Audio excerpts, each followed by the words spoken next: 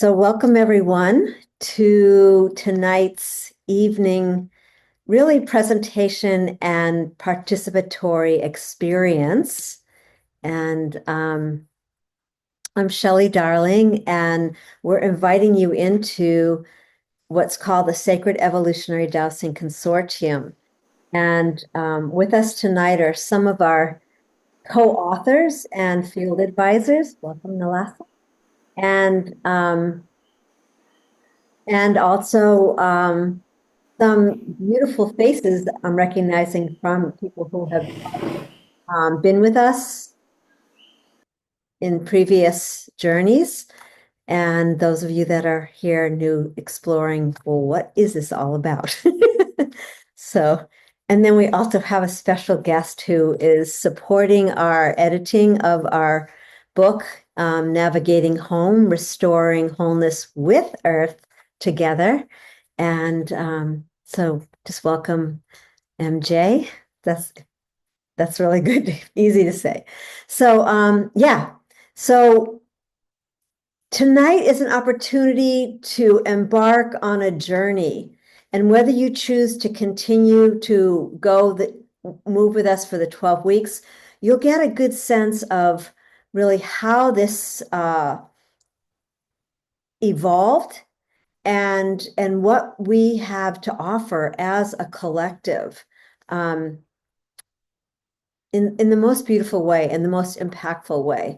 So just a little bit about, I'm going to just keep checking in, letting people in. So always we start with a heart resonance. We start with an attunement, allowing everyone just to kind of relax from where you've been today, from what's moving in your mind and your heart, and to come into a place of collective connection. And the consortium is all about the foundational practice and pathway is this expression that we call heart resonance.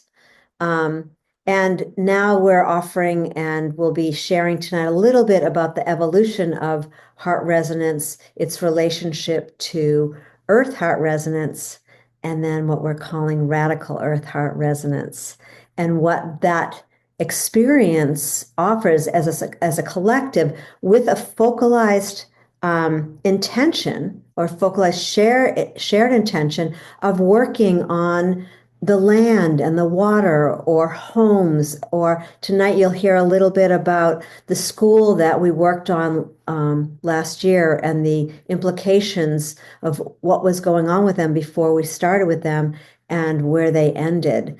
So this is really an opportunity to really move out of working alone. There's a lot of people doing incredible work, incredible modalities. And what has really moved in my heart over the years is a joy and really an ecstasy of working together and what happens when we weave our wisdom in a very transparent space where we let go of, oh, this is mine and this is my wisdom and this is my knowledge, and we're willing to share it with the collective whole. And with that comes an exponential relationship with each other and with the world, with humanity. So there you go. There's the beginning introduction. So, and you're all going to have a chance to share who you are and participate. And we will obviously open it up for your questions to ask once we sort of give you a little bit of the download and share a few things. And I'm going to open up tonight after the heart resonance a slightly different way. And even the co-authors and field advisors don't even have an idea of what this emergence is inspiring me to step in with. So here we go. So I invite you to just close your eyes if you feel comfortable. If you don't, that's fine. And just take a moment to allow your attention, your full presence, to come and just connect with your body and your heart. And the invitation is just to take some synchronized breaths, very relaxed, as if you were just letting yourself drop deeper into this ocean of consciousness, of awareness. And willing to put away or let go of right now just mass consciousness, what's going on out in the world, and just coming into this place of gratitude. And I just always like to start with gratitude for yourself, because we tend to have gratitude for everything else. And just a beautiful thing is to honor who you are and how you're showing up in the best way possible. And letting your body just relax and feel that liquidiousness, right? That liquid melting experience of love as it saturates and penetrates our consciousness and our body.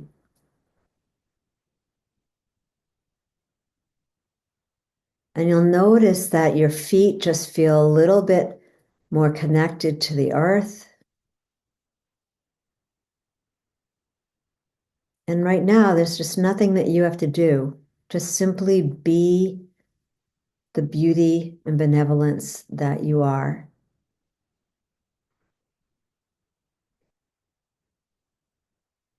And as you're feeling that connection with the mother, allowing that energy, that nurturing sense of replenishment, connection to the primal waters, her heartbeat, just allowing our awareness to come back into our heart.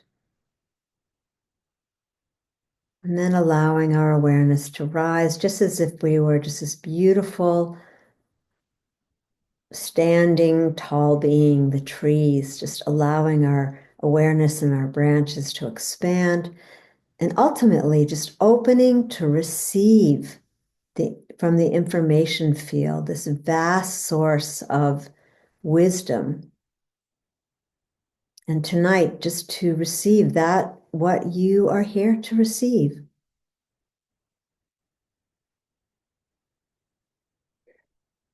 We just feel that greater connection with the universe,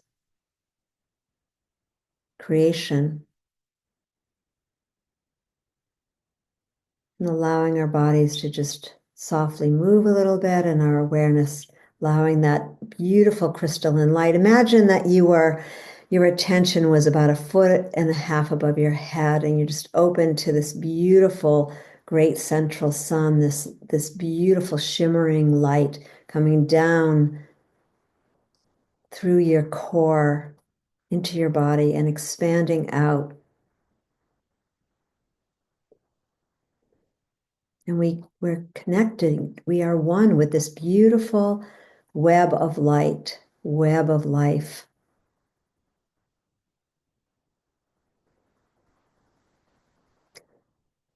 And from this place, we can just honor our ancestors, where we're standing, those ones that have hunted and fished and lived in harmony with nature.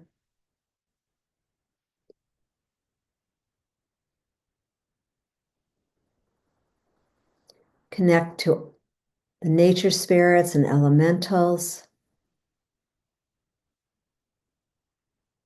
four directions, and the heart of heaven, the heart of earth.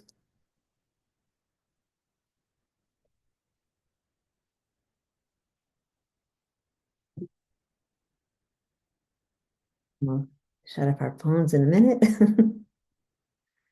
But I guess it's just the tickle of the joy. So just allowing that inner smile to radiate as we just begin gently to come back into the space.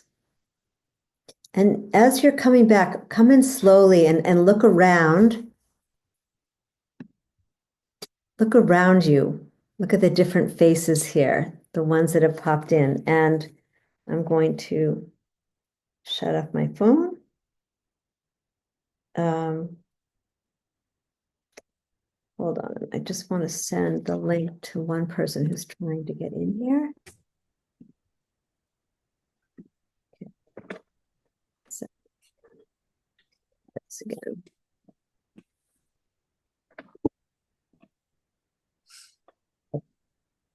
I can do. All right. Hello, beautiful people. Welcome. So, I want to introduce the consortium through, and some of you probably read this book, but this is what moved me tonight. And I want to introduce the consortium in regards to a Potawatomi word, which is, hold on, which is pupawe, pupawi. And this relationship with what she calls the grammar of animacy. And for me, as I began to understand it, it was the language of intimacy, our deep relationship with, welcome, Jessica. Welcome. You can put yourself on mute. That's okay. We're just moving in. So this chapter starts out with saying, to be native to a place, we must learn to speak the language. And I just want to read this to you because really this is the essence of the consortium. So just read a couple of lines to you. I could spend the whole day listening and a whole night. And by the way, happy full moon. And for the morning, without my hearing it, there might be a mushroom that was not there the night before. Creamy white, pushed up from the pine needle duff, out of the darkness to the light, still glistening with the fluid of its passage. Pupawe. Pupawe translates as the force which causes mushrooms to push up from the earth overnight. In the three syllables of this word was the entire process of close observation in the damp morning woods, the formulation of a theory for which English has no equivalent. The makers of this word understood it, a world of being, full of unseen energies that animate everything.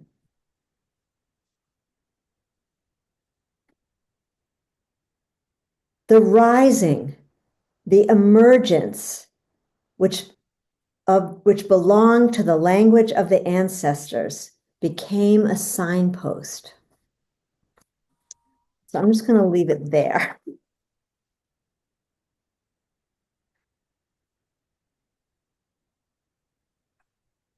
So just taking a breath, and the reason that I'm bringing this in is because this is really the essence of the consortium.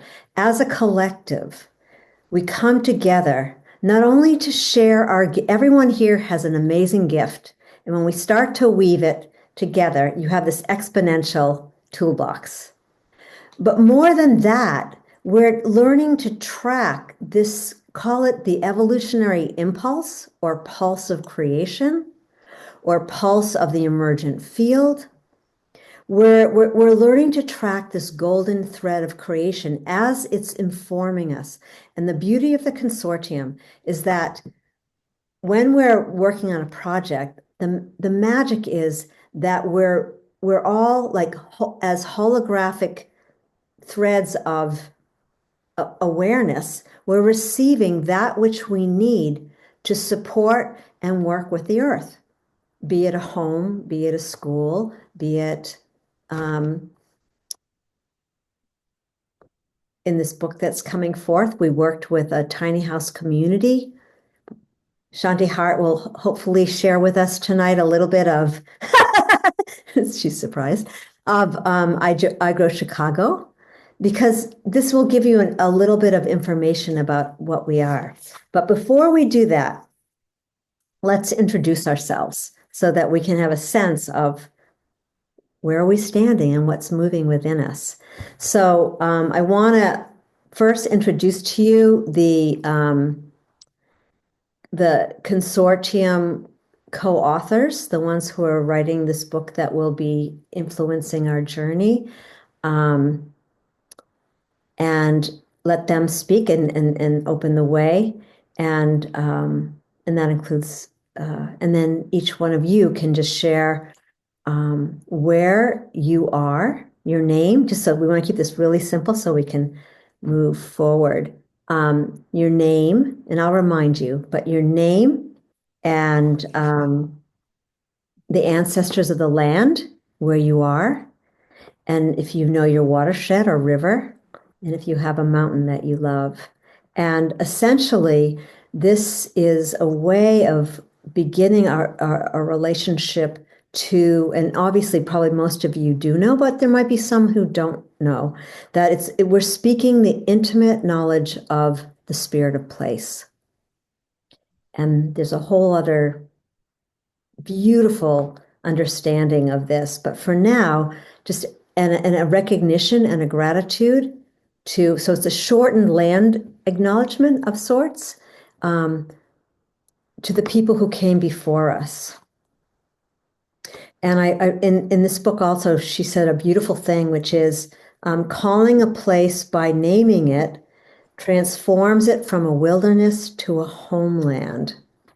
So each place where we're standing is inspirited, and we're connected. And this is gadgets and everything anyway, huh?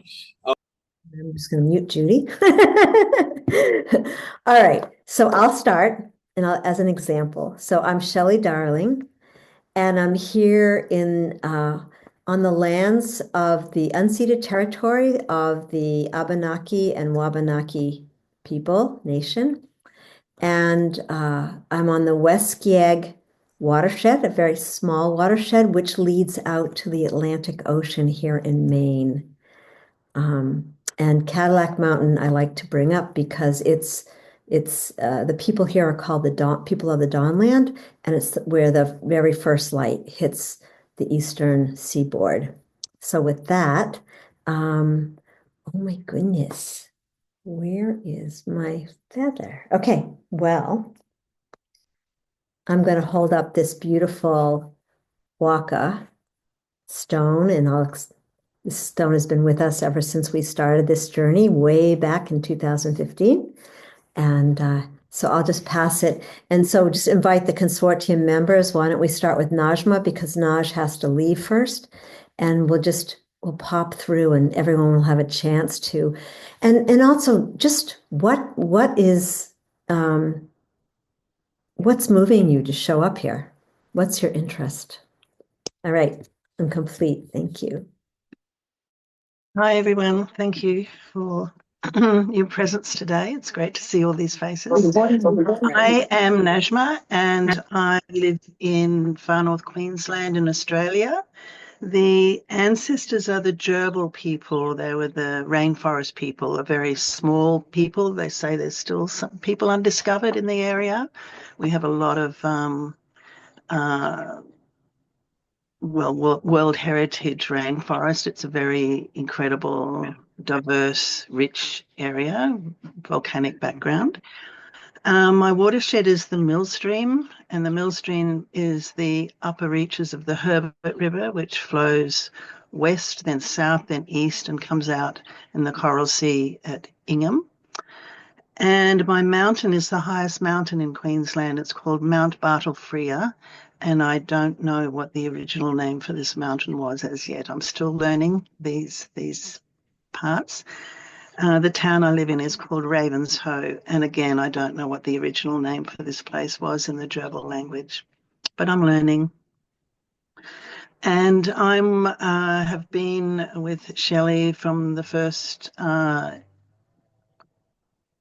Sacred Evolutionary Dowsing Consortium, I think, which was in 2015.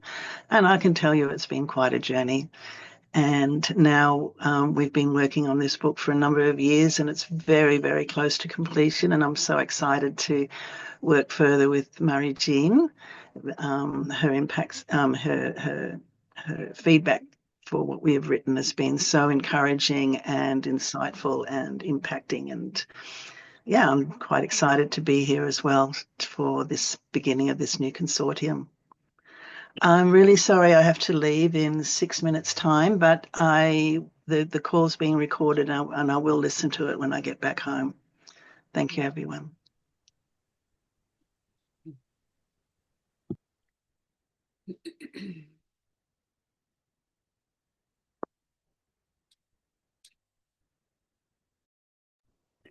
Well, I'll jump in. I'm Charlie Riverman Bergeron. You see Earth Angel, and that's what I am. I died and I came back. And I'm here to help Mother Earth and all of the living presence in whatever form. So Shelley was my dowsing teacher, and I live in York, Maine, which is where Mount Agamenticus is, and I live along the Agamenticus River. They were the original people around here were the Abenaki, and it's the mountain itself is very small.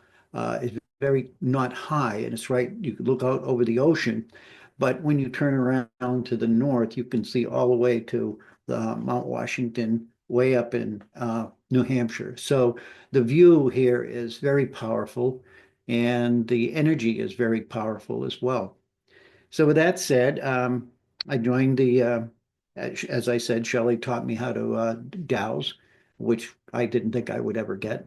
And so I'm part of the consortium since the beginning, pretty much, well, the consortium, and I was also part or present in one of the first talks that Shelley gave around the world with people. It was on the phone. It was, I think, a phone call, and I had no clue what I was looking for or looking into. And the amazing part of this is that as we come together as a collective with our hearts open, we become one. It's a unification. So, and everybody that's been here and come through here to learn and get a clue of what's possible has been just profound. So I'm looking forward to whoever's going to be with us this journey. Bless you all and thank you.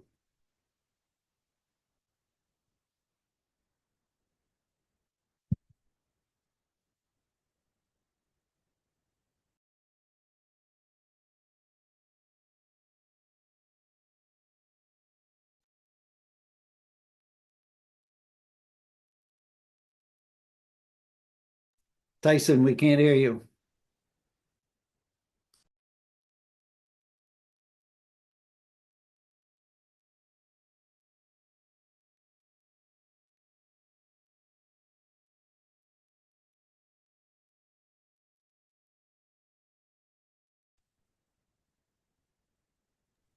Tice, we can't hear you still.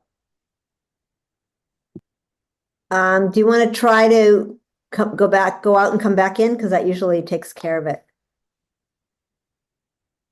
Not sure. Okay.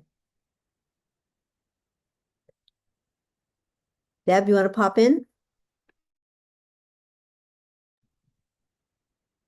I'm Deborah Cruz. Live in Tacoma, Washington area in the watershed of the Puyallup River, which flows into Commencement Bay.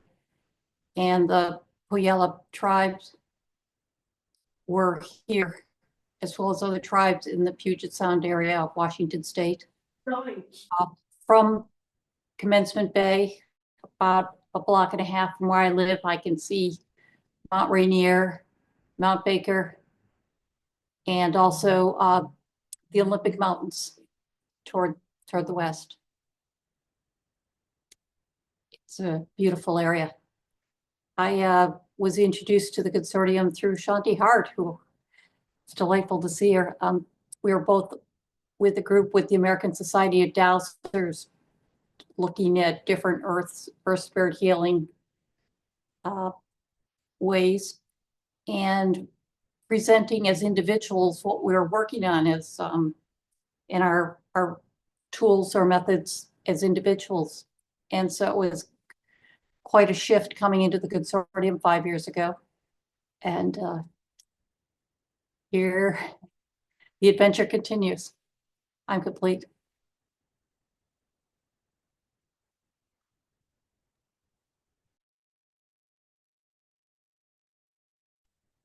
I just want to welcome Kate, who just joined us from Australia. So that's really awesome.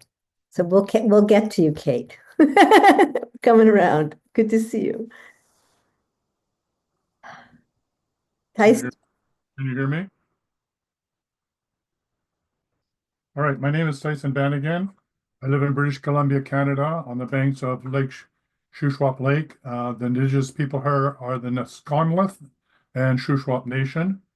Shuswap Lake is part of the Fraser River watershed. The sacred mountain here, the dragon in the landscape, is Mount Ida. And I met Shelley, I don't know how many years ago, at the Questers Conference in British Columbia when she came and did a presentation.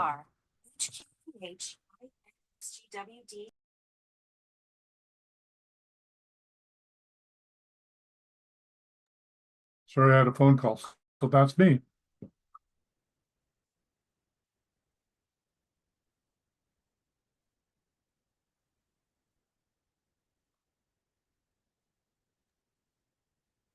Um, Shelly, I think you said my name even though you were on mute, and I think I saw your lips move. My name is Nalasa Cutler, and I'm a holistic interior designer. And I got introduced to Shell. Well, I'm currently in Puerto Rico. The native indigenous tribe here was the Tanu people. And I was in the mountains, but now I'm on the west coast with the ocean right next to me and very big waves, and that's lovely and very beautiful. I met Shelley actually through my father, and I was instantly drawn to her use of the home frequency, and really touched upon, I thought, very similar to how I look at home and how I work with spaces. She then became my mentor. I got trained in dowsing with her, and I joined the consortium about a year ago, and then fell into helping with the book, which I'm very excited about its completion. And that's me.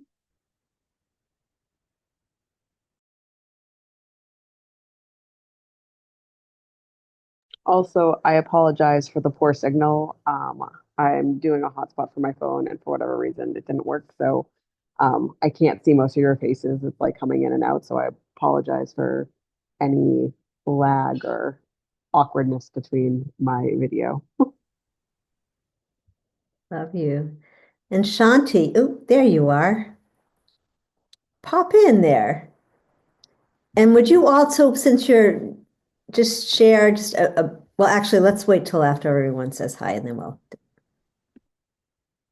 Okay, yes, Shanti Hart.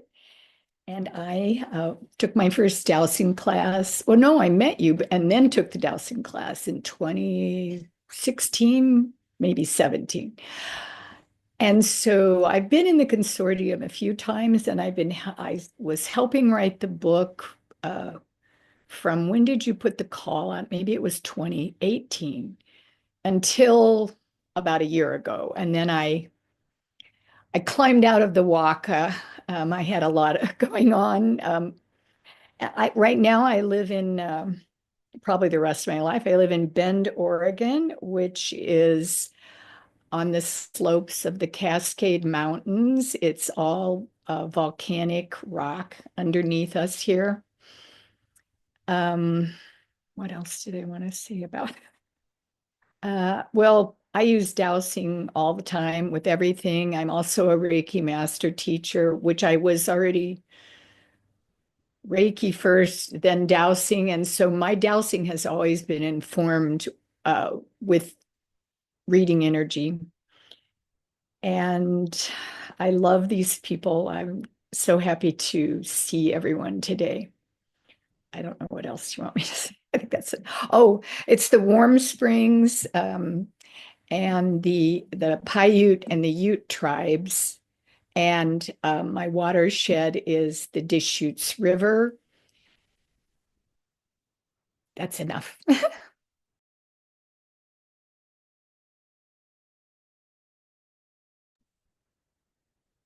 Okay, I'd like to open it up to Judy and Kate. I don't know how long Kate's going to get to be with us either. So, Judy, why don't you pop in and Kate? Well, Kate can go first if she has to go. That's okay. I don't know. Yeah. Do you want to go, Kate? Can't hear you. Got to unmute. There we go. Hi, everyone. Wow, so good to see you all. Yeah, what a whirlwind last year was, but it feels so nice. So it's interesting. I said to Shelley that I've been thinking so much about you guys the last couple of days that I couldn't access my WhatsApp. And so I was like, I need to update it. And then, yeah, I got this message. So to say that you were all meeting. So it's so nice to see you all. So I'm Kate Taylor, and I am in Palm Beach, Queensland, in Australia. So I'll just do what we usually do. The watershed here is between the Currumbin and Tallabudgera creeks. So I live in walking distance to the Pacific Ocean. So water is in my life a lot, especially it's summer at the moment, and most days we walk down with the kids and have a dip either early morning or late afternoon. So it plays a big role in our lives. And then on the really hot days, we head out to the creeks and the watering holes out there, which are really beautiful. And they are on the Kombumerri Nation, the land of the Kombumerri and the Greater Boundjalung people. My Rio, I had him last July, and so he's nearly 6 months. And just feel like I'm finding my feet again. It was a really intense time, being premature and the sort of experience that we had. But yeah, I feel like I'm finding those glimpses of me again, which is really lovely. So he is asleep at the moment, and he might wake up soon, so I might need to leave. And the others are floating around somewhere too, so they might pop in at some time. Lovely to be here with you all.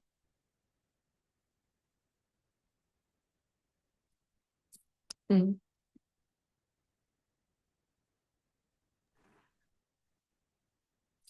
Hi, my name's Judy Gabriel, and I don't remember, Shelley, what year it was, but I mean, we're talking 2010 or 12 or back there somewhere. And yes, Shelley was my initial introduction to dowsing and introduced me to Marie Diamond and all the dowsing classes. And so thank you again, Shelley, for that. And I was part of the initial Sacred Evolutionary Dowsing group, and for a few rounds, a few years. And as far as why I'm here, oh my gosh, my heart is just exploding seeing all of your faces and some that I haven't seen in a while. Shanti Heart, and just, it's wonderful to see everybody. And of course, everyone from our group and new. I am, speaking of Shanti Heart, I am in Redmond, Oregon, which I've moved to. I know, you're like, so my tribes for those of you who don't know, I'm like, literally, I'm sitting in a parking lot in Bend. I'm sitting in the old Costco parking lot. And I don't know if you saw the security guard who came and kicked me out because they moved our Costco and you can't park there for a security reason or something. Anyway, so I live like 20 minutes from Shanti Heart. Yes, so we will have to get together.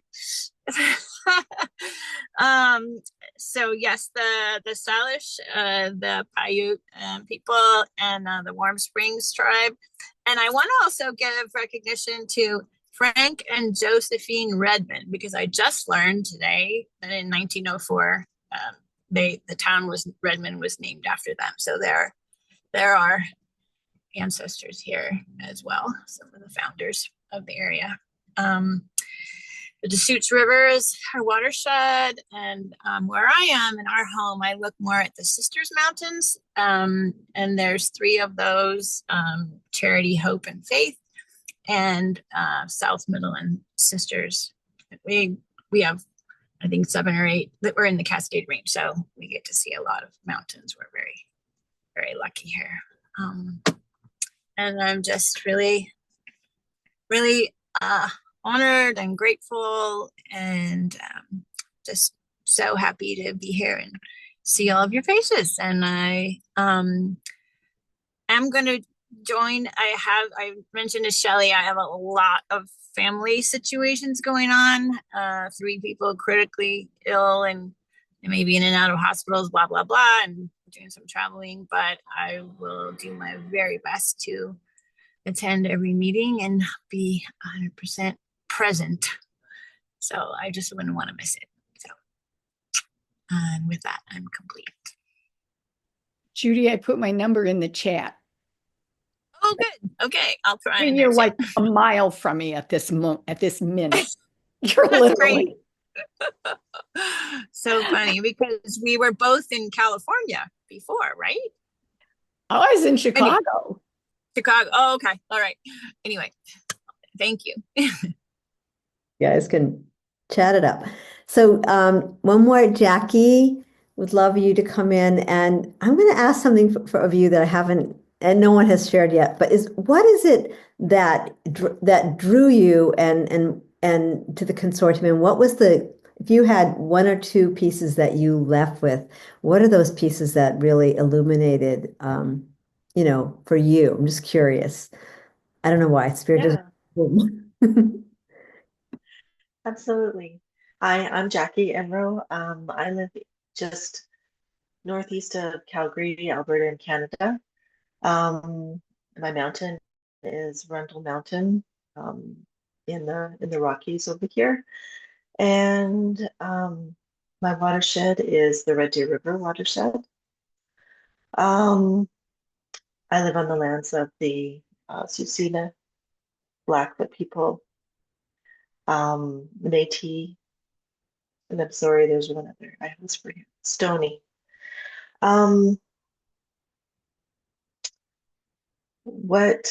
This is my second time working with the consortium on these things, and I was kind of hooked from last time. So what brought me here is that it really opened up my heart to join in with other people. My heart is very guarded, probably like a lot of people. And it was just really, really lovely and wonderful to join in the hearts with others for a wonderful purpose. So I guess my biggest thing for coming back is my heart. Kind of love you guys. Kind of love you guys.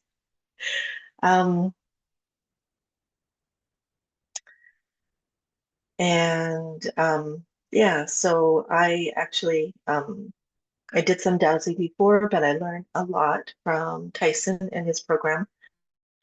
And so, yeah, I've been dedicating everything that I do in the last year to helping the planet and, yeah, making things better for the planet, better for people. Thank you. Thank you. That was really beautiful. Spirit always knows. So we're going to open it up to the rest of our guests, and hold your questions. And we have a little more coming for you. And just share what you feel is emerging for you and as best you know. And also, I want to say something really important. Do you have to be a dowser to come into this consortium? My answer is no. There's many people that have come through that, don't know anything about dowsing. And, we may ask you to have a session or something first, just so that you can get the language a little bit under your belt. But, this is a weaving of planetary healers, earth stewards.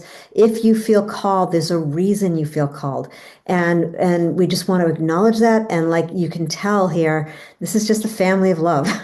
Like we just love doing the work we're doing and embracing, the earth and the gifts she has for us, and that reciprocity of weaving our wisdom and giving what we can to her, and then we get it, then a thousandfold it comes back. So I just wanted to say that. So let's open it up and just popcorn, jump in. Glad to have you and look forward to getting to know you a little bit better.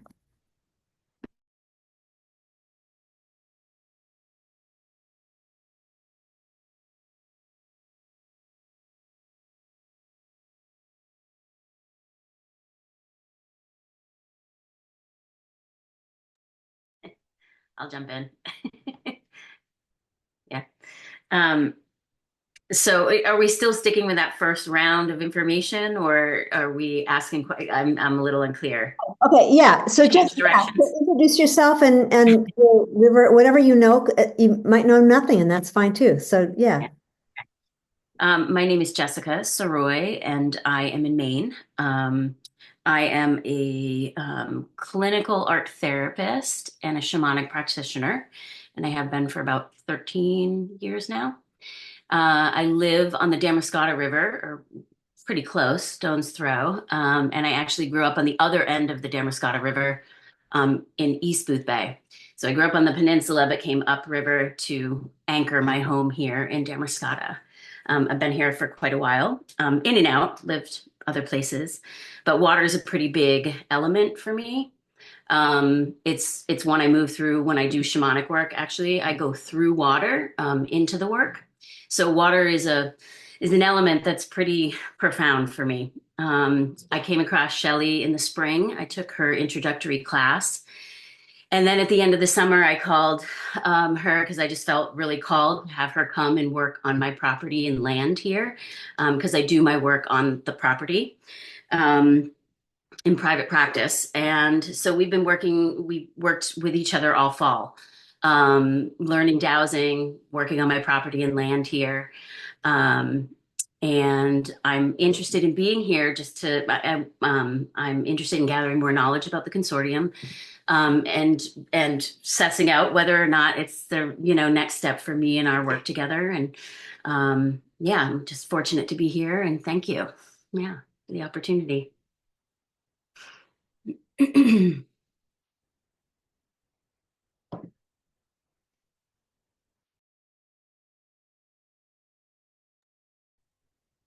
I'll go. I'm Mary Jean. I'm a writer. As Shelley mentioned, I've found you all through a work project book that you're working on. I'm currently in Indiana on Miami and Potawatomi and Peoria land. Currently in a really small town along the Eel River. Just moved from another town on Eagle Lake. It's known colonially as Winona Lake. But the area I'm in has no mountains, and there's several spots where like glaciers met each other. So there's a little bit of wrinkle in the land, and the soil is different in different spaces. I've kind of been getting to know those spaces over the last few years. It's really cool to meet people like you. I didn't really know this was a thing. I've just been talking to land myself. A few years ago, I published an essay called The Witness of Trees, which was about my experience being called to a place south of here, Wabash, Indiana, which is along the Wabash River. Wabash itself is the first electrically lighted city in the world, but it's on the grounds of a lot of stolen land. And yeah, there's a lot of backstory to that. But yeah, I was introduced to the land through some of the ancestors there. I worked on a residential center that was also, I had a stint as like the Indian Reform School. Um, and I mowed actually I mowed the grounds, and there's a little um, indigenous child graveyard in that space, and the trees around that space were sick with cancerous growths, and so it just kind of like told me about it, and then I started doing the actual historical research. I'm like, oh God. So yeah, I'm really grateful to be here. Excited to see what y'all do because yeah, all of the places I've spent time in the last 2 years in Indiana are very ill, and I've been able to witness them, but that's about it.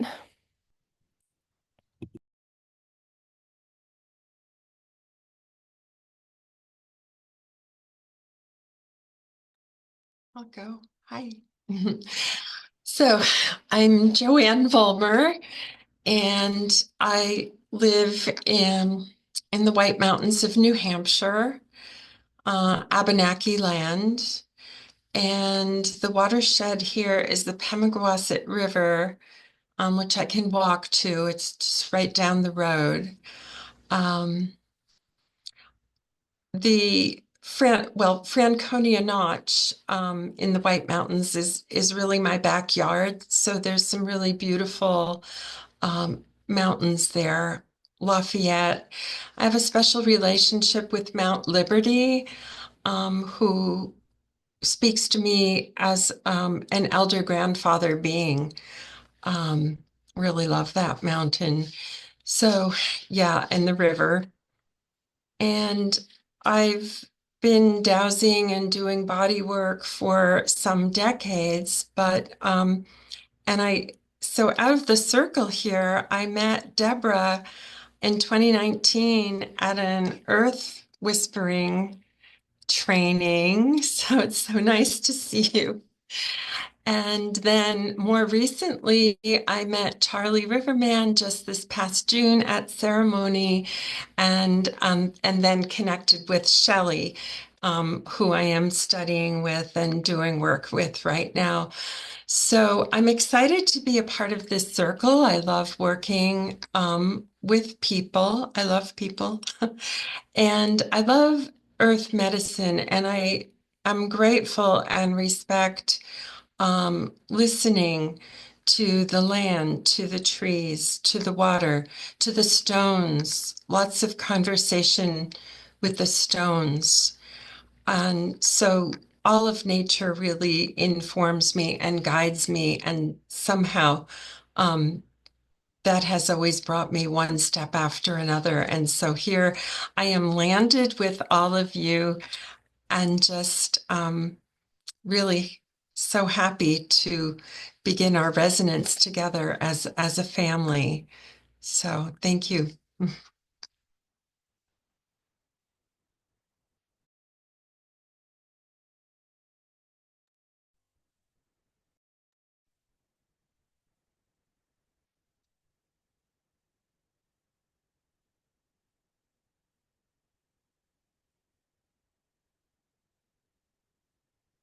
I'll go.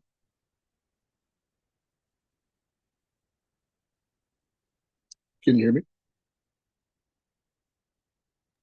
We can hear you, Joseph. Oh, goodness. Okay. Thank you. My name's Joseph Murphy, and I'm living in the northeast part of Pennsylvania in an area called East Stroudsburg. The ancestors are the Lenape tribe that's along the Delaware. The water closest to me is a stream called the Little Bushkill, which feeds into the Delaware River. And about 20 miles south is where the confluence of the Lehigh and the Delaware River meet in a city called Easton, which is very significant and sacred during the land purchase, the walking purchase in the 1800s. The mountains that are closest to me, I do have a favorite mountain. It's called the Broad Mountain. It's in another county. It's significant because of its watershed and its characteristics. It's a sacred mountain, a spiritual place.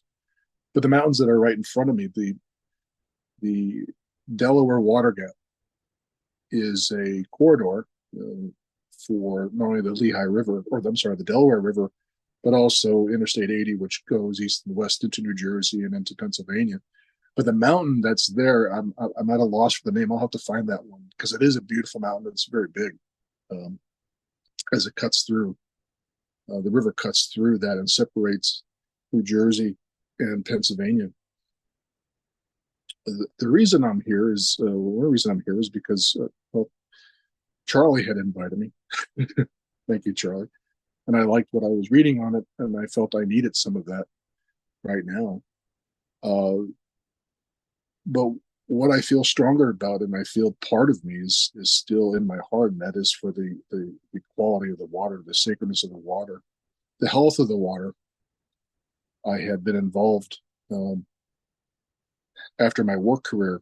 It kind of came to a close because of health. For health reasons, I then turned and got involved in the environment as trying to find reasons in the environment for a lot of health issues and a lot of illness and disease that culminated in a very long journey, not only 10 years with that effort and learning about water, but about healing eventually in the last 4 years and coming through a lot of inner work, inner child healing, trauma, and thankfully from the ground up, having that experience. Some of my journey went through was with some Native elders and grandmothers, and so it brought me to a greater appreciation of the values, the simplicity, and the wonderment from just having a ground up perspective from Mother Earth up, which is important for me to maintain, and one of the reasons why I wanted to join or come tonight anyway, and why I think that's still part of me, the sacredness of the trees and the animals and the rivers and the streams and the water and the trees and the plants, the spirits that they hold within them and the messages that they have in keeping me grounded and helping me kind of navigate life and stay sane, grounded. So giving back, and that was the other part of it too, and that was a return to some kind of taking the next step and returning to some kind of spiritual component modality, and combining the experiences I've had into some to be proactive. One of the things that I was tapping into and almost being, to me, being funneled energy back in 2010, 28, was this intense knowing about searching the water and looking for superchemicals, looking at superchemicals, the combinations of things. What aren't we seeing that we're creating from the byproducts that are winding up, in our sewer systems and our wastewaters? What aren't we testing for? And although I had the support of a retired chemist who was telling me how to do that, how to search those things, our team at the time that was spiritually, it was all, a perfect storm of the right minds and people coming together. It didn't go any further. It didn't go anywhere in our effort at that time, although I wanted to look at it. We're trying to get attention for that idea. So going forward, I'll stop right there, but you have a sense for where I'm from. So thank you.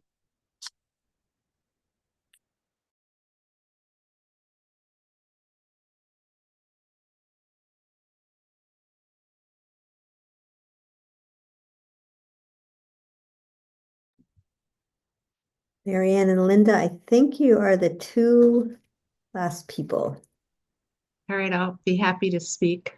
I've known Shelley when she arrived in my space and I saw this little Loving Waters brochure. And before I knew it, we had created the possibility of having a water ritual as part of our neighborhood event celebration. It was very lovely. And I've kept connecting with Shelley, and we connect randomly, but every time we connect, we clearly connect. I'm located in Sarasota, Florida, near the Sarasota Bay and near the shores, near Philippi Creek watershed. And this is the land of the Calusa and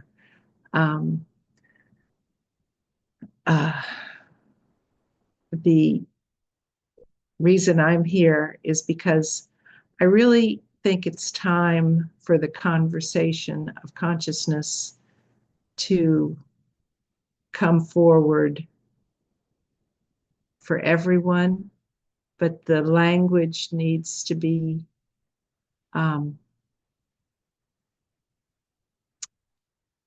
celebrated and understood, that it's the same language no matter where you're coming from. So I was trained as an urban planner and practiced as an urban planner, but I was a major sustainability advocate also. And so the whole idea of where and how consciousness moves forward, I just think I can give it a slightly different twist. So that's why I'm here.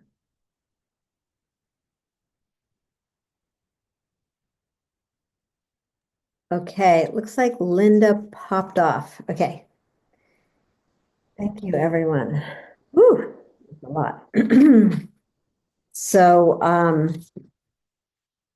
I want to be aware of the time, and if you need to go, you need to go. I just wanted to kind of give you a heads up of, so what I wanted to share was just a small amount of the history of the consortium, just really small, because it involves a people called Waitaha, and it was Waitaha. Waitaha means the water bearers or water carriers, and also it's spoken. There's a word spoken called a Waidawa, and the Waidawa is that eternal spirit that calls us forward. And so it was through Waitaha and meeting a man named Barry Brailsford that literally this initiative came forward. I was nudged after meeting Barry and learning about the Waitaha, and I'm just going to give a droplet because it's a huge story. But the droplet is that in New Zealand, we think of we understand that the Maori were the original people. And we understand, supposedly are told, that history is only 700 years long. But actually, there were these people. It was discovered, it was understood, it was a myth. People didn't even know that they existed until 1988. And these people came out of the mountains. And they carried a knowledge. They had been living the way of peace for 2,500 years. And any foundation that they ever found, there was no weapons of any sort. And they would come and they would meet in what's called a wananga.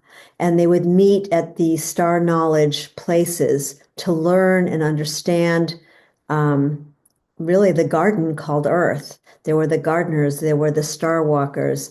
And so once I began to understand, I couldn't stop talking about it. And so the journey, this is why this waka is behind me. It was a double-hulled waka that they would sail, and they sailed from all over. They got an understanding to meet in Easter Island, and eventually made their way to New Zealand, where they made their home, until the Polynesian boats that came. And then there was all kinds of things that happened, and now everyone's trying to figure out. And so now when you say Maori, you're including the Waitaha. And a lot of Waitaha just want to be acknowledged as Waitaha. So there's this, just like here, there's, tension around land and land management and whose land and all of that.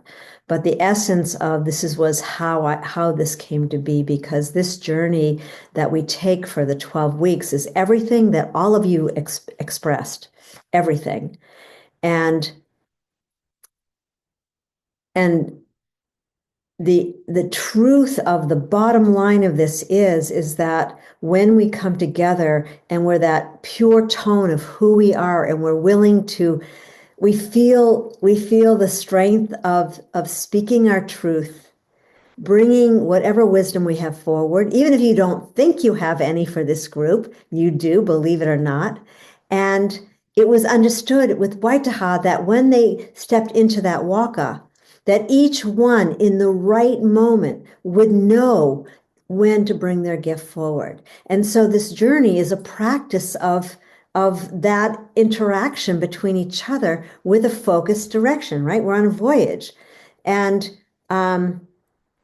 so that's part of this experience, is constantly being informed by that universal knowledge of love and of peace and of truth, and to work with our triggers of working with people, because with this, the evolution of the work that I have been doing around heart resonance and groups was, how do we maintain resonance when we all have different ideas and when we're getting different downloads, and how do we do it? And this is really the journey of how to do it in a way that allows for a safe container to allow you to come forward and acknowledge the wounds and the traumas, but be able to allow that transmutational effect to happen while we're working on. And I just thought that was so amazing, Mary Jane, what you were saying. The trees, there is illness so many different places. And like I said, last year, it was working with the land and the woundedness of the land in Australia with the school and kids, which Kate, I don't know if she'll have a chance to speak to, but we'll see. So I just wanted to say that's enough in the bucket for right now. You can look it up more if you want to. And I wanted to a little bit about the book, because we've been talking about the book, and Charlie, Shanti Hart, Deborah and Tyson and Nalasa and Najma, we've been working for 5 years now. And all of a sudden it came clear about 2 weeks ago, we're going to publish it on Earth Day, because it's about how do we restore Earth while we're working together, and all of our stuff moves and comes up, and all that kind of stuff, and how do we not have mutiny on the Bounty when we're working together, right? So with that, I just felt like I wanted to introduce you. So sorry, I just want to back up. So the book will influence this group going forward. You might come tonight and feel like, hey, this isn't for me. That's totally fine. But the consortium only ever has 12, because it's based on a 12 around sacred geometry, which you'll learn more about, and why that was the calling. And something has come forward in the book that has really brought everything together, and we're still really I don't even know what the word is. We're still working on its evolution and the clarity of it, but it's called the 3 harmonic octaves. And it's really the understanding of how we work as a group from our individual place and our connection to our own heart, to how do we work with the group vibration, the frequency, and create an impact with the land and listen as a collective, to radical earth heart resonance and what that is, and that sense of unity and coming together. And what ends up happening is, yes, exponential impact on the places that we're working, but also a sense of really ecstatic joy, communion, a sense of oneness. Charlie loves to bring in the unity piece, and there's a sense of we talk about synchronicities, but it ends up, it is this it is this experience of wholeness, restoration of wholeness within ourselves.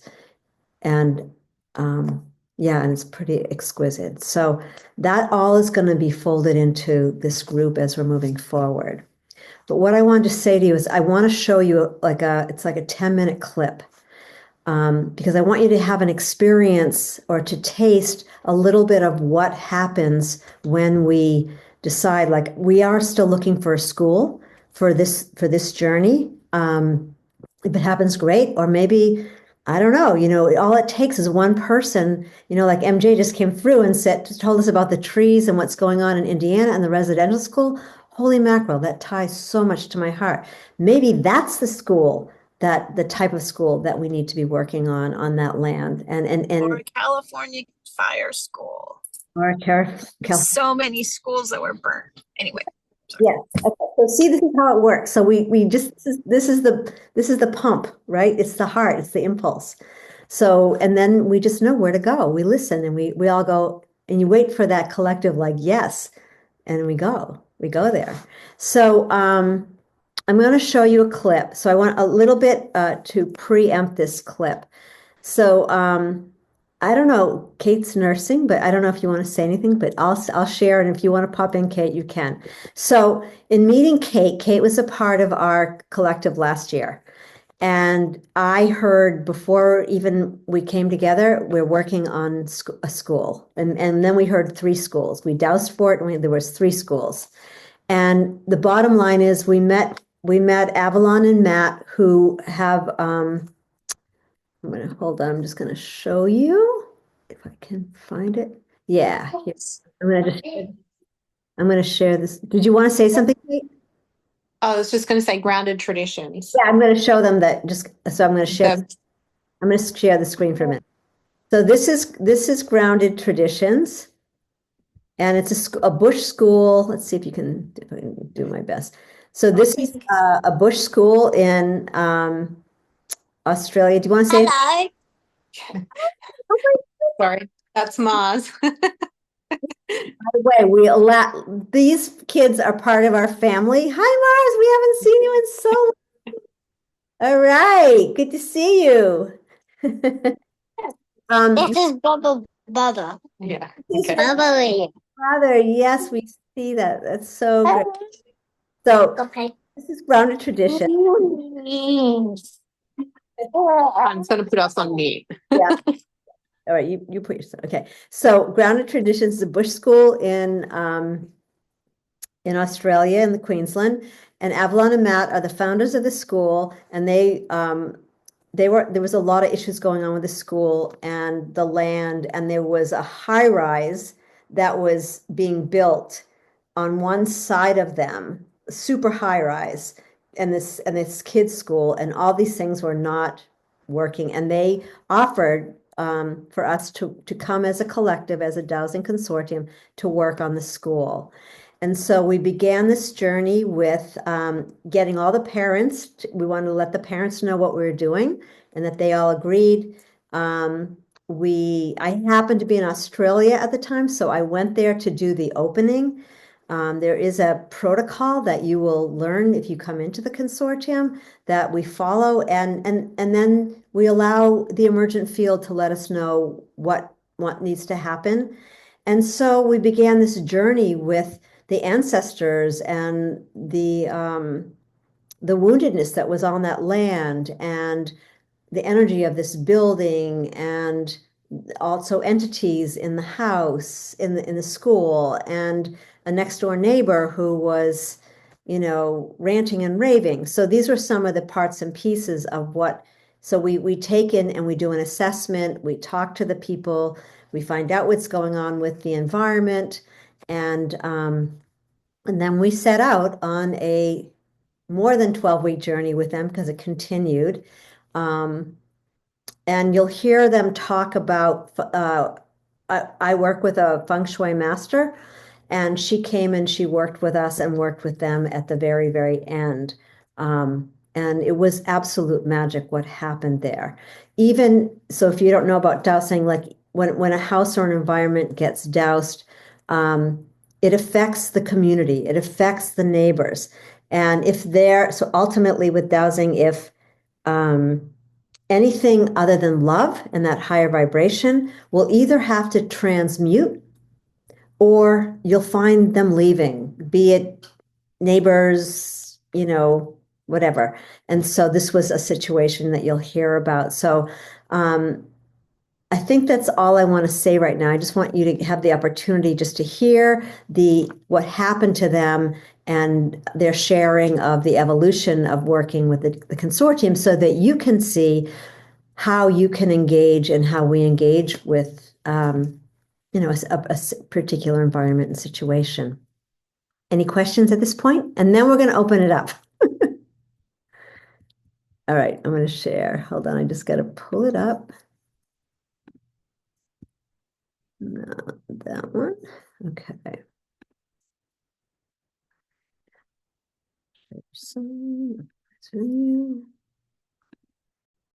Okay.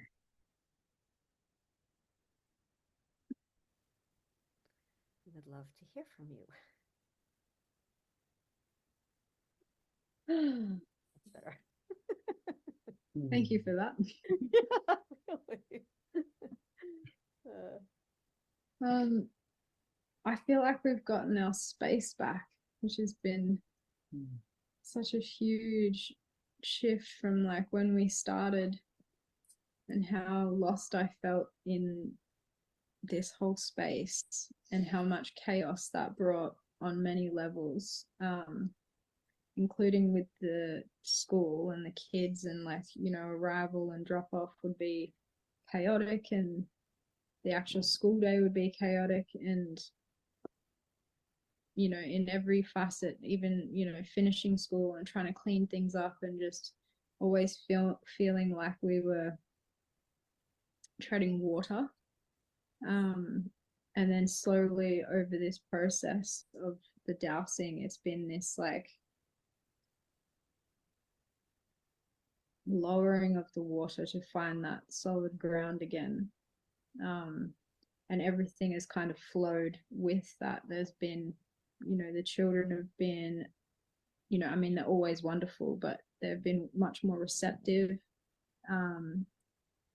Even though their energy has remained high, they have been much more in flow. The way we do things has been much more in flow. And the general energy of the house itself and being inside of the house is so much more peaceful and homely, and it definitely feels like our heart is back in this home and not outside of the home.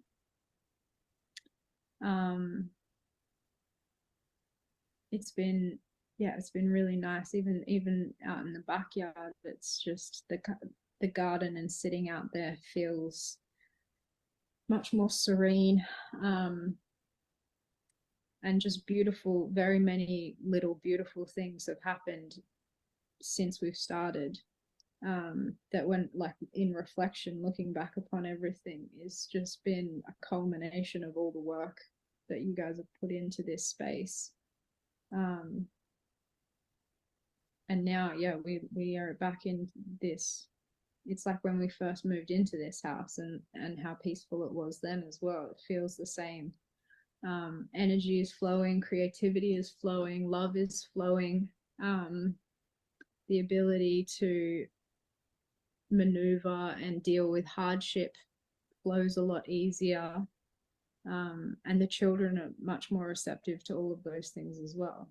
So it's been nice.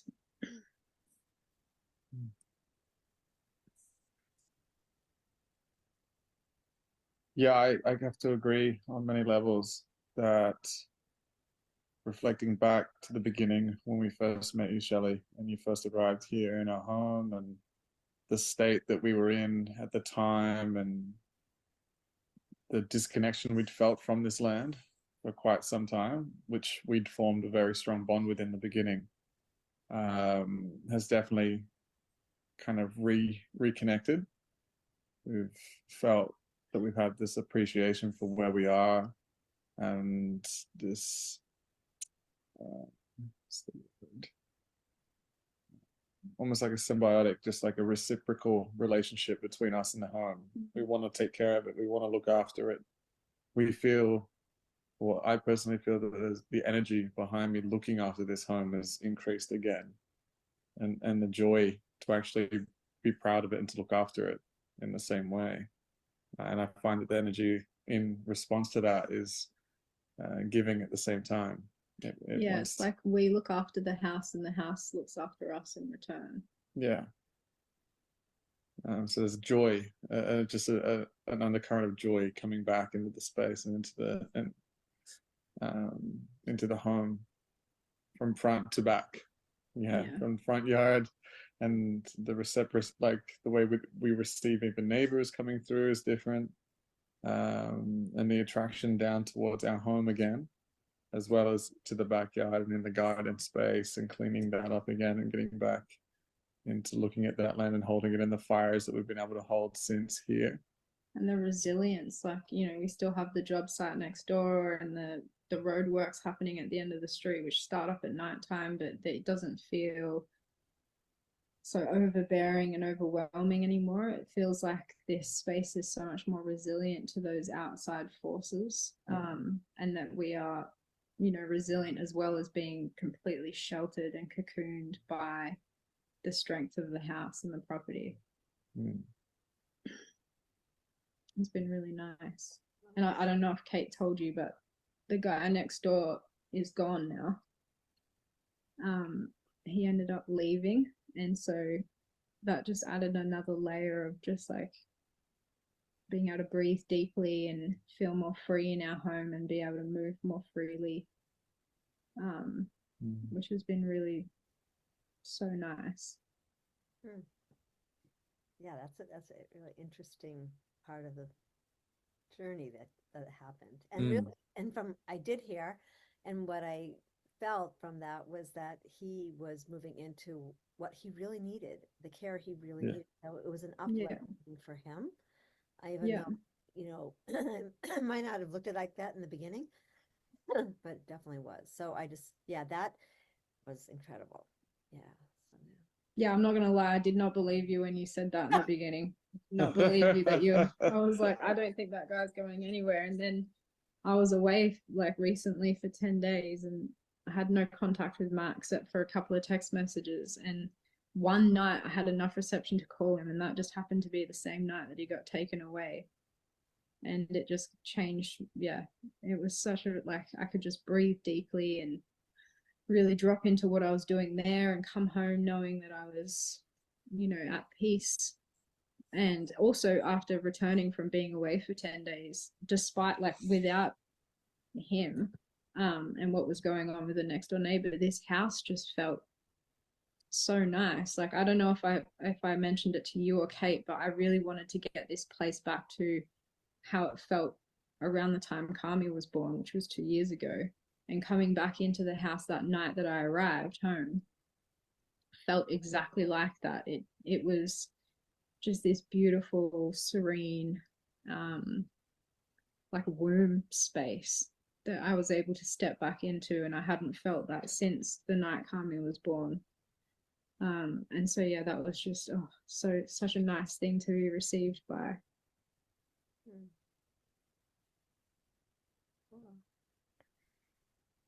Great. So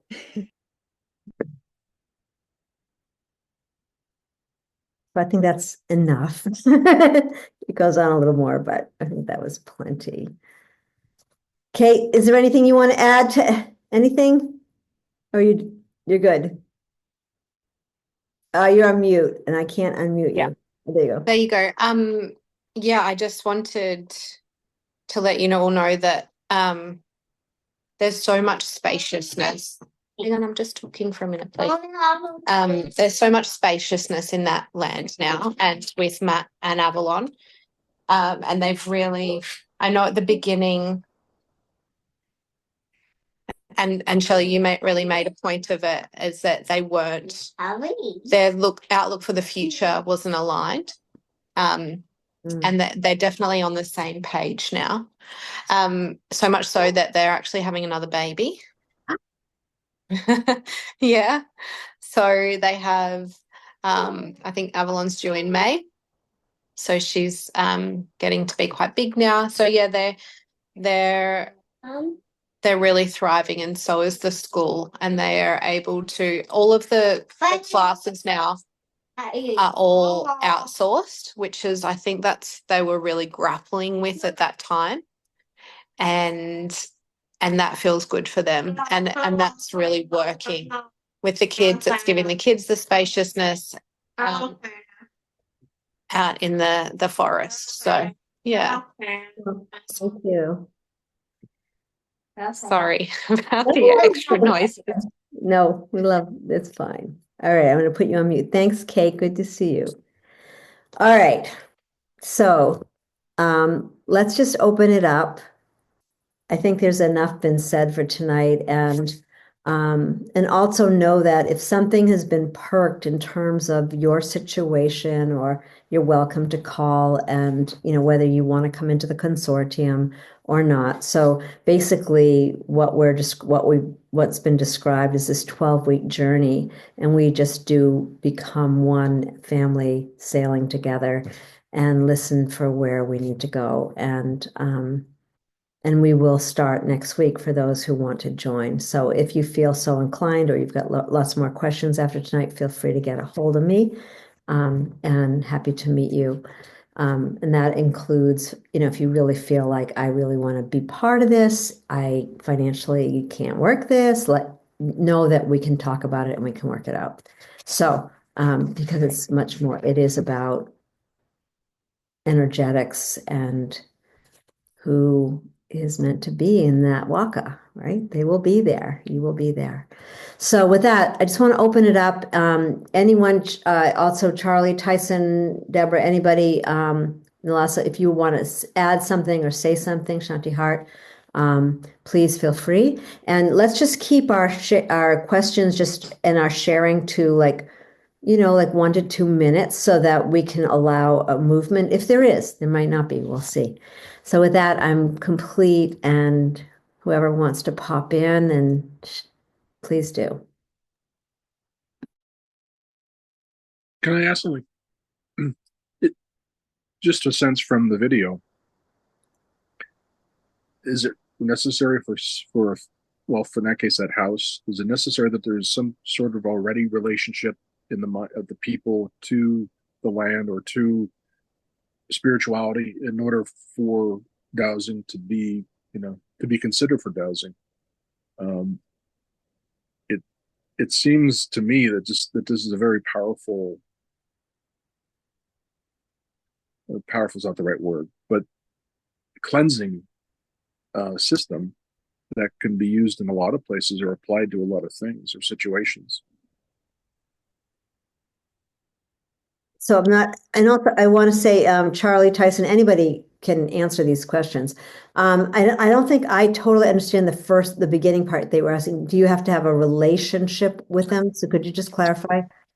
Yeah, when you talked about everything's being energetically, it seemed to be that they were already, before the dowsing, they were already people, they were grounded in the environment, the grounded in Mother Earth. They already had a disposition of nature, natural things, holistic.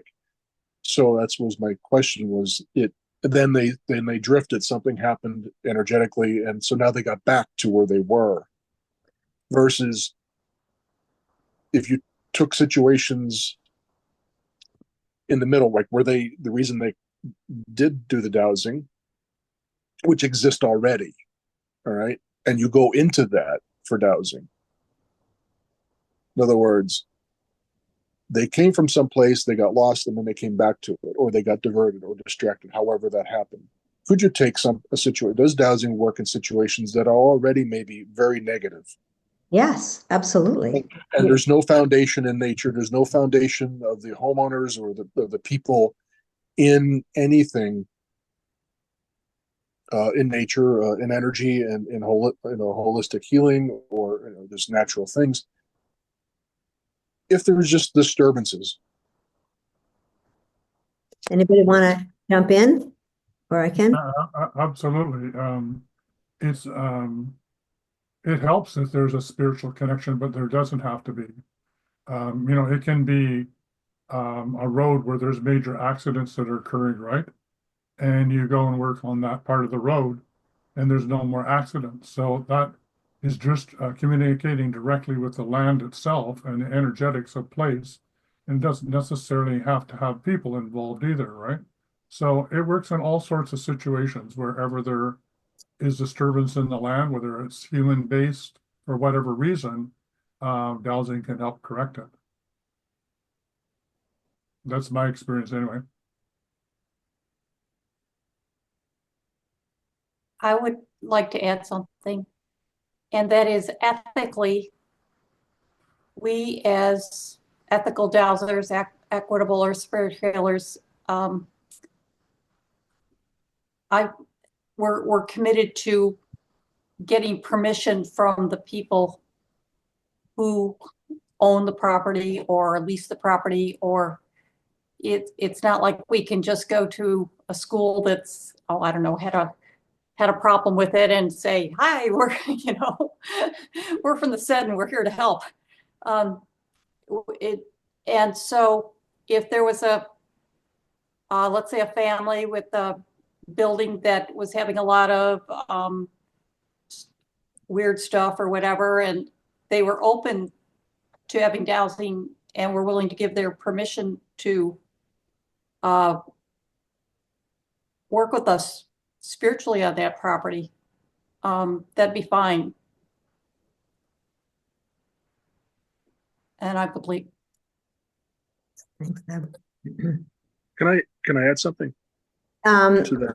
So I want Joseph, it would be great if we could just just make sure that we're leaving enough space, but hold that question and let's just see if there's anybody else who wants to pop in or has another question. Unless you feel like that question wasn't really answered for you. Okay, let's just check. Anybody else want to pop in? Yeah, I have a question. So when you're meeting, so can you maybe help me understand, are we sitting here online dowsing as a unit around a project, or are we actually going there? How is this being conducted, I guess, is it only in the time that we're meeting, or is it beyond the time that we're meeting? I guess I want to understand the commitment, not the commitment, but the sort of the it reminds me a lot of, like, I do a weather shamanism group, and we all meet and we drum for an area of land, or we're all together for that time, and that's our intention to work on a space. So I guess I want to understand how this operates, the consortium. Great question. Absolutely great. Does anyone else beside me want to answer? Nalasa, you look like no. I mean, I can answer. Sure. Yeah, we meet here for this period of time, and there may be like some small work outside of it, like us like talking to people at a school or like making connections of what we want to do. But yeah, we start with an opening, we all connect, and then we do have like joint focus on an area. We will look it up in different ways, like there's different tools that we use that we'll go through together, and how we look at the land and how we tune into it to have what outcomes and what needs to be done next. Like there is through Sacred Evolutionary Dowsing, like there is a protocol that we loosely follow to clear the land and tune into it and stuff, which we go through during this process as well. Anything else you want to add, Shelley? Yeah, I will, but let's just see. Shanti, do you want to add anything? Well, I did mention earlier that when you taught me when I first started learning dowsing, I had already been doing Reiki. So I really had already started using the distance concept of energy. And that was why I started doing energy work, was for physical health, sending Reiki to myself when I traveled internationally, to be there waiting for me to help heal me. So the concept of dowsing and doing it remotely just seemed so natural. And by the time, as she mentioned, all the tools that we have with Google Earth, and all of us have brought in our research, and we begin and we hone in on a space, just you are there energetically. You are there and you can hear it and feel it and sometimes smell it and taste it, whatever's going on the land. And we're all working on different level. So it doesn't have to be standing on the land, but we are there working on it. I don't know if that made sense. Yeah. Yeah, I do remote land clearing a lot. So that isn't foreign. I just kind of wanted to see the concept of how the engagement in the arena of us online working, what that looks like. I can add a little bit. Yeah. So basically, sometimes, like Kate was in Australia. We were working on this school. So we would, as a collective, come up with what was moving, what the assessment was, what needed to happen. And then we would send Kate with the cures. We would, Kate was there, and when this entity showed up, and so,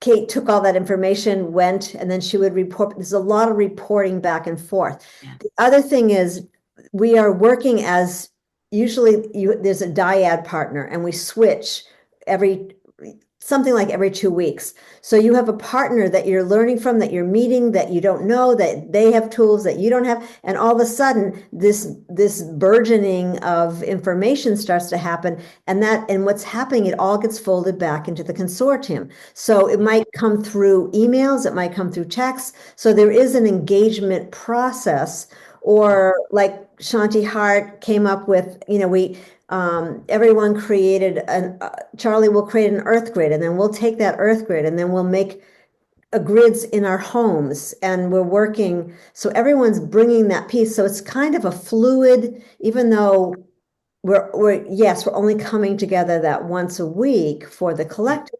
I'm doing stuff. Somebody else might be doing stuff. We might say, hey, Jackie, can you do this? Because this is your forte. Or someone who's, doing sound, and she's teaching us how to do. So there's this amazing kind of interactive folding in of information really all week long, but at the place of ease. Like, if you have something that you can do that week, you do it. So it's really a collaboratory of connection, and we just wait and see, if there's somebody there, or when we were doing I Grow Chicago, which was a community center, and that's an amazing story, and that's in the book, which you'll hear. Shanti Hart, would go and talk to the people, or ask the questions, or do the interviews, or, so it depends on where we are and what we're focusing on. Got it. Yeah. Thank you. Good. That was a great question. Anybody else want to bring anything in or have a question? Char, come on, you haven't said a word. And we don't have to go to 8:30. What's the matter? You're all upset when I'm quiet? Well, what was coming up for me is that to go back to the 12 around 1 structure. And it's an ancient structure, and it's a very high level interdimensional frequency. And so as we sit together, this is a square, and we're all little squares. But the reality of what we do in our work is that we are all sitting there open to whatever the universe, or whatever a spirit, or whatever the land wants to speak to us. So this is what we're doing. We're trusting ourselves, we're trusting each other, and we're opening our hearts to get the resonance of things that we never would get by normal thinking. And that's the gift of this, and that's the gift of the book, for people who read it is they'll get to see something that not been really practiced before, except maybe a million years ago with some other civilizations or something. But the reality for all of us now is to come together and realize that each one of us have gifts. And my gifts may be different than your gifts. And your gifts you might not even know until you open up and see what you can do. And you're saying, oh, I never knew I could do that. And so that's for all of the years I've been working on this, is this, it is always something that opens within us that says, I never thought like that before. Well, because we never had the opportunity, we never had the field of energy to work in. And that's what the whole circle is about. It's about, if I'm in this, saying in this point over here, and I'm having a hard time, change your position, go across the circle and sit on that side. And I say that in human terms, but it's really what you're doing is realizing that the field itself will speak to you. And we have to trust what it speaks to. And we have to be able to be brave enough to speak about it and realize that this is what I'm receiving. And somebody else may take what you're receiving and look at it from a different part of the 12 around one. And what you're saying is not that it's not true. It's true. It's what you're seeing and feeling because you're trusting yourself. So part of this journey for all of us has been about trusting who we really are and not worrying about what's on the news and not worrying about what the psychologist says and the doctor says. Because all of us, when we come together from our hearts open, we can change so many things, not only outside of us, but in the process of doing that, we change it within our own heart. I'm complete. If I confused you, that's okay. I do that a lot of times. That's fine. So, just want to be present to the time and just want, is there anything else that people feel they have questions or need to hear or would like to hear? Oh, go ahead, Joseph. He's back. Go ahead. It's fine. The toolbar at the bottom is kind of finicky. There's just two things I wanted to share and add to the idea about the schools. And that had been, I was seeing, I don't know where they are, but that in some school districts and school systems, mindfulness is becoming part of the curriculum. And where that is, to me, that would be the way in or a way to approach expanding mindfulness, even as a way into the school for dowsing. I can see some schools, especially in my area, that might be resistant or reluctant, but you don't know till you knock on the door and you try or you talk to somebody or find your way in. But the other part, I just wanted to say, I resonated before with Mary Jane about the residential school visit, because part of my path was to the Carlisle residential school, and I was there several times. And the reason I'm bringing it up is because it was very powerful, and I felt it when Mary Jean had brought it up.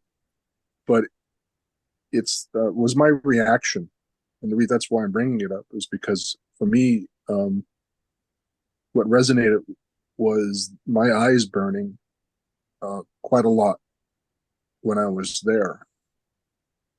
Now that was in me, but it was also there too. And that's pretty horrific what those in the cemetery saw and felt. And that might be, I'm not suggesting it for a location, but that it resonated. That's all I'm bringing up. I'm not quite sure if that's a place to go, a destination. Thank you. Yeah, that's a big one. All right.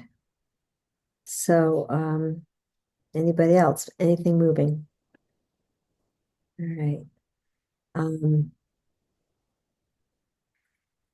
So I feel like a lot's been felt, a lot's been said, a lot's been questioned, and the invitation is, to stay connected no matter what. If you feel like this, you have a curiosity and you would like to explore being a part of it, we will start next week. Sometimes a few people float in after that first week, but by the second week, we're pretty much in as a whole. Sometimes there aren't 12 people, and we have, I should show you, let me show you this. So every time we start, I usually make a 12 around 1 graph, and let me, a grid. Let me just see if I can pull this up for 1 second, just to give you an idea. And every time it's different, but here, okay, here. So I'm just gonna, share. Let's see if I can, here, spotlight. Okay, so you'll see behind me, the Earth. And this is a 12 around 1 sacred geometry. And you can see, we see Charlie and Tyson. And so this was from the last year. Kate and Judy, and Nalasa and Najma, and Deb is up there somewhere.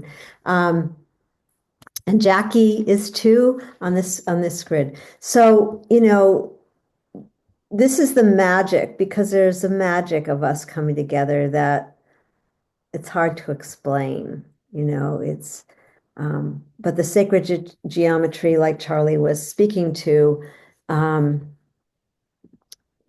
gallery back, is an essential part of this, and it speaks to us, and it guides us, and it moves us, because what is the center? The 12 around 1, and I'm not going to answer that. You can muse with it. What is that 1? Is it Earth? Is it that point of stillness?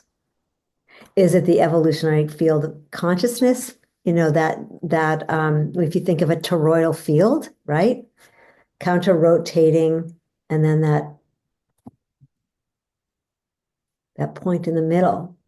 And that's really what's guiding this show. And that's what moves us. And that's that takes us to wherever we want to go and informs us. And it also brings us closer to home. And I'll end with, I thought it was so interesting to me that, I think it was Nalasa, I'm not sure, who said, I don't even know who said it, about the home frequency. I haven't even mentioned that hardly at all inside of the consortium, but it's been my life's work.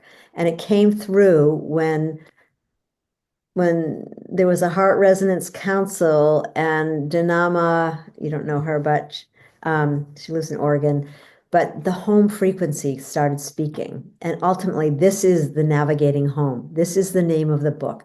This is the journey, is the navigating home to that home frequency within our own heart. And that's the magic of the consortium. And I think it's a perfect place to, and I just thank Spirit for bringing that in, because it was like even I had to be reminded and remember the truth of who we are, the truth of the essence of the universe. And that's the magic of the consortium. That was the understanding of the navigators of old. And that's what will come through this group, one way or another. It's the way it works. So with that, love you all. And we'll just do a little never-ending closing. And please know that you're part of our field, part of our connection, and your wisdom is worthy. And yeah, just a lot of magic. So I think what would be really neat is if we just popcorned, what's the word that you're leaving tonight with, that you're carrying home with you, and stay in touch. you know how to get a hold of us. You know how to get a hold of me. So I guess my word at this point is magic. And magic, yeah, magic. So Mine's gratitude. Mine is spice.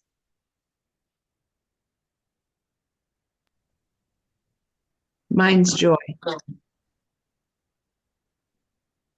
Curiosity.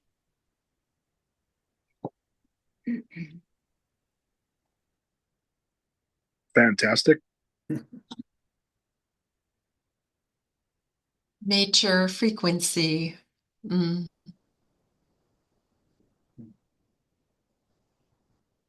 I'm going to say marvelous.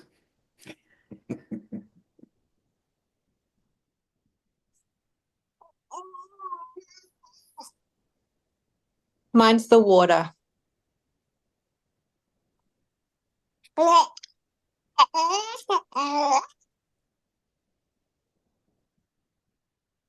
MJ, if you're not with us, I don't see you, but if you, I don't know if you want to pop in, we'll hold on for a minute. So let's just take a minute to, oh, there you are. Good. Do you want to pop in with a word? Oh, sorry. Just thanks for having me. Welcome. Yeah.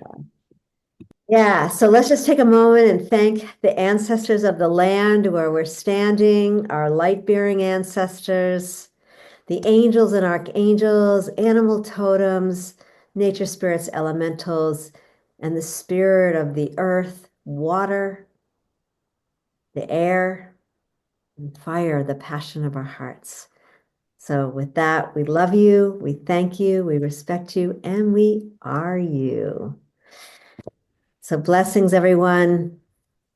Stay in touch, and maybe we'll see you next week. We would love that. Bye for now. And I'll send out the recording for everyone.